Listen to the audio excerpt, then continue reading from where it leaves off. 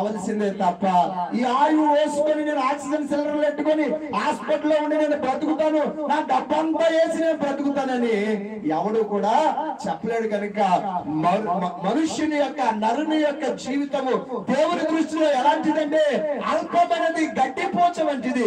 ఇంతలో కనబడి అంతలో మాయమయ్యే నీటి ఆవిరి బొట్టు వంటిది. ఎవరిది? అందరిది. ఎవడైనా సరే, ఏ దేశంలో ఉన్నవారైనా సరే, ప్రతి మానవుని యొక్క జీవితము దేవుని దృష్టిలో ఎలాంటిదో చెప్పండి? బహు అల్పమైనది. కానీ ఈ అల్పమైన ప్రాణిని, ఈ అల్పమైన వాడిని దేవుడు కావాలనుకుంటున్నాడు. దేవునికి స్తోత్రం కలుగును గాక. ఎవరు కోరుకున్నాడు దేవుడు?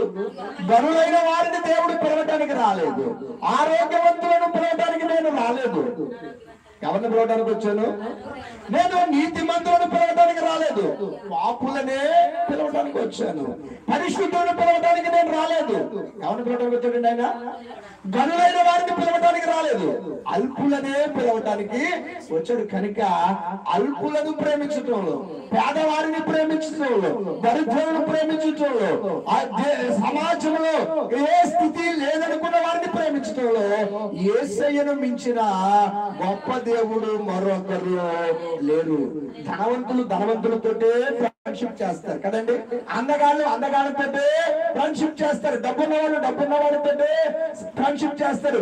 ఏ కులస్తులు ఆ కులస్తులతోటే ఫ్రెండ్షిప్ చేస్తారు. ఏ మతస్థులు ఆ మతస్థులతోటే ఫ్రెండ్షిప్ చేస్తారు. ఏ తెగవాళ్ళు ఆ తెగవాళ్ళతోటే ఫ్రెండ్షిప్ చేస్తారు. కానీ అందరితోటి ఫ్రెండ్షిప్ చేసేవాడు యేసయ్య. గట్టిగా చెప్పండి కొట్టి ప్రభువుని స్తుతిద్దాం.